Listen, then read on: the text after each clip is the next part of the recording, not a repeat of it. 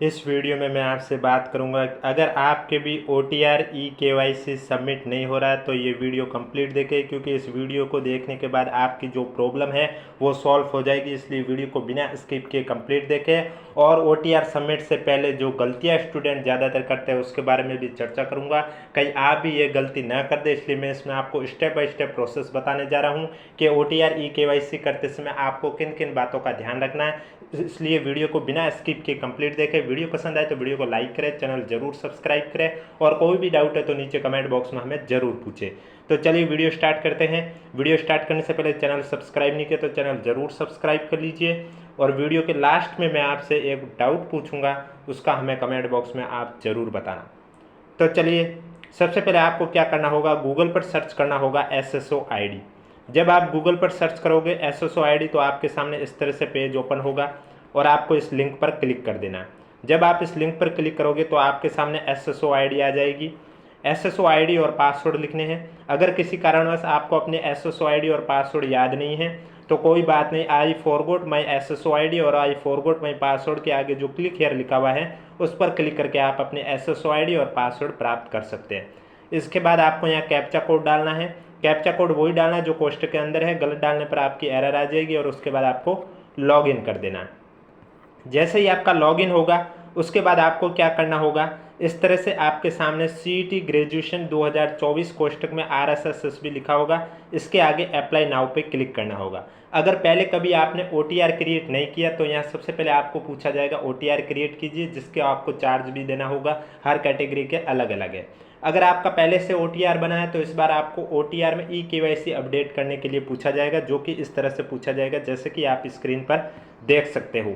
आपको इस तरह से पूछा जाएगा, please do OTR E-KYC first on update profile section. तो आपको ओके पे क्लिक कर देना है। इस पर क्लिक करने के बाद आपके सामने कुछ इस तरह से पेज ओपन होगा।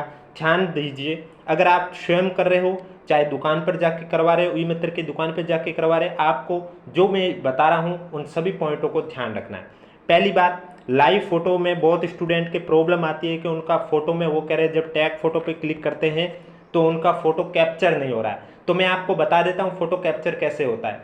जब आप टैग फोटो पे क्लिक करते हो तो आपके सामने दो कलर दिखाई देता है, एक रेड और एक ब्लू।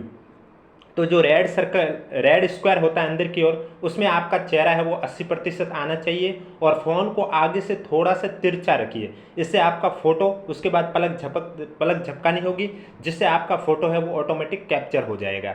और फोटो कैप्चर होने के बाद आप अपने फ़ोटो को स्पष्ट रूप से देख लीजिए कि फ़ोटो का बैकग्राउंड वाइट होना चाहिए, फ़ोटो ब्लर नहीं होनी चाहिए, और इसके अलावा फ़ोटो साफ होनी चाहिए, अंधेरा नहीं होना चाहिए। ऐसा फ़ोटो है तो ही आगे आप बढ़े स्टेप नेक्स्ट स्टेप है आपका हैंड रिटन। यहाँ आप देख सकते हैं स्पष्ट रूप से लिखा हुआ है हैंड रिटन। और यहाँ हैंड रिटन में आपको कौन सी PDF अपलोड करनी है उसकी PDF का लिंक है, यानी कि वो PDF ही आपको हमने टेलीग्राम ग्रुप पर प्रोवाइड करवा दी है। आप हमारा टेलीग्राम ग्रुप ज्वाइन कीजिए, लिंक नीचे डिस्क्रिप्शन में दिया हुआ, वहाँ आप पिन मैसेज चेक कर लीजिए, वहाँ आपको सैम्पल फाइल की PDF देखने को मिलेगी। और अगर आप यहाँ से डाउनलोड करना चाहते हो तो ये जो सैम्पल फाइल दे रखा है इस पर आप क्लिक करोगे, आपके सामने PDF ओपन हो जाएगी डाउनलोड होके। तो उस PDF को आपको प्रिंट निकालना है। PDF कुछ इस तरह से होगी जैसे कि अभी मैं आपको दिखाने जा रहा हूँ PDF कैसी होगी। आप ये देख सकते हैं स्क्रीन पर, जो अभी आपको ये PDF दिखाई दे रही है इसी तरह आपकी PDF होगी। तो इस PDF में आपको ध्यान क्या रखना है, सबसे पहले तो मैं आपको बता देता हूँ हिंदी प्रारूप में जो ये लिखा हुआ है ये सेम चीज़ आपको नीचे जो ये लाइन लिखी है यहाँ पर लिखनी है। आवेदक के नाम के बाद आपको अपना नाम लिखना है, पिता के नाम के बाद आपको अपने पिता का नाम लिखना है, जन्म दिनांक के बाद आपको अपनी जन्म दिनांक लिखनी है, और उसके बाद यहाँ सिग्नेचर कर देना है। सिग्नेचर आपको वही करना है जो आप नॉर्मली एग्जाम हर भर्ती परीक्षाओं में करते हो। उसके बाद आपको इंग्लिश परफॉर्मा दे रखा है, तो इंग्लिश में भी आपको जो नीचे 4-5 लाइन दे रखी है इसमें जो इंग्लिश में ये पैरा दे रखा है यही सेम लिखना है। और आई के बाद आपका नाम लिखना है, फादर्स नेम के बाद आपको पिता का नाम लिखना है, डेट ऑफ बर्थ के बाद आपकी डेट ऑफ बर्थ लिखनी है। और यहाँ भी सिग्नेचर वही करना है जो नॉर्मली आप हर भर्ती परीक्षाओं में करते हो। ऐसा बिल्कुल नहीं है कि हिंदी की जगह हिंदी सिग्नेचर, इंग्लिश की जगह इंग्लिश सिग्नेचर, दोनों साइड आपको वही करना है जो आप नॉर्मली करते हो।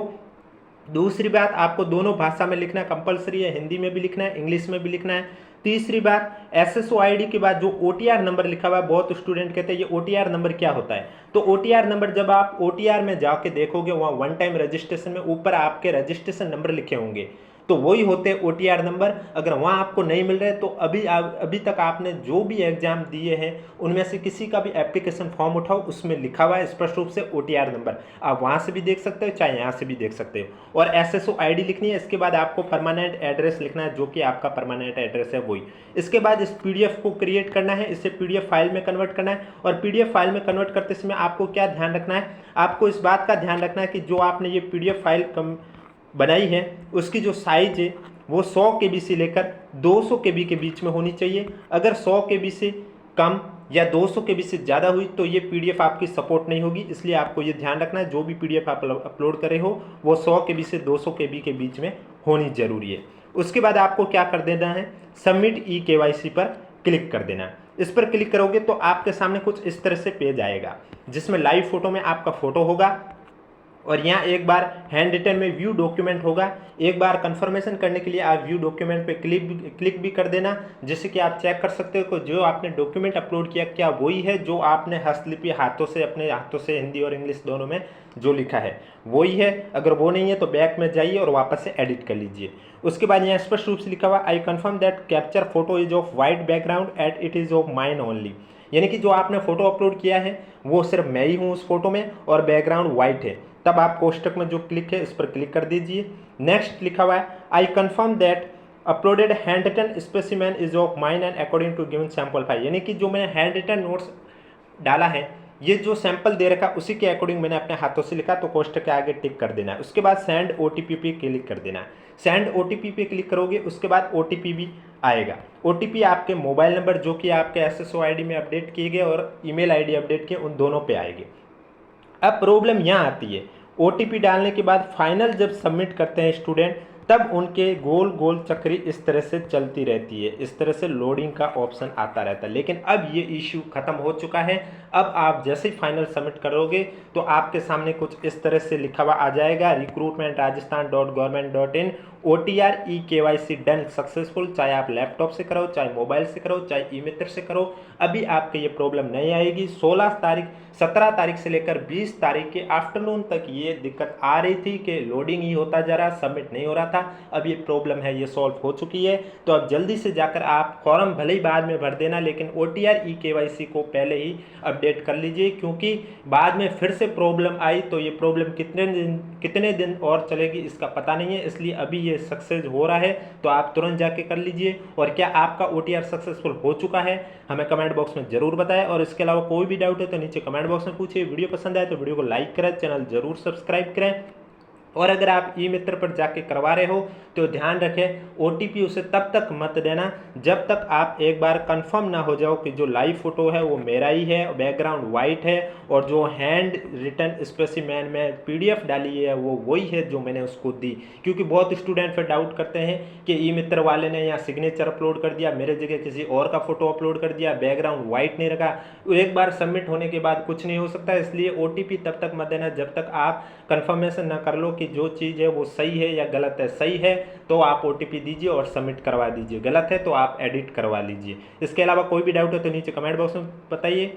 वीडियो पसंद आए तो वीडियो को लाइक करें, चैनल जरूर सब्सक्राइब करें, क्योंकि सबसे पहले आपको इसी YouTube चैनल पर ये अपडेट मिली है कि OTR अब आप सबमिट कर सकते हैं।